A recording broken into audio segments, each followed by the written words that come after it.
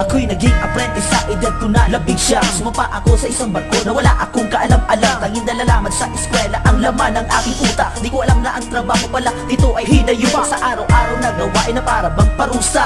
Waspay, titik, kalawang at pamimintura. Pagbabadeyo sa bodega, paglalatag ng trapal. Paglalagay ng lashing nasa kalyo ko'y nagpapakapal. And every time na duty ko, ako ang nagtitimon. Kailangan laging present so pero sa pro walang nakatuon. At pag ako ang lookout, ako matatengan ng barko. Kailangan kong i-record mga makikita at maririnig ko. And every 2 hours ay maglalagay ng observation, variation, deviation, and also wind direction. Galing ano lang ang pagtimon, kailangan ay kay observer. At para di ka masabon ang naka-duty officer. Marami ang may di alam kung gaano ba kahirap ang buhay ng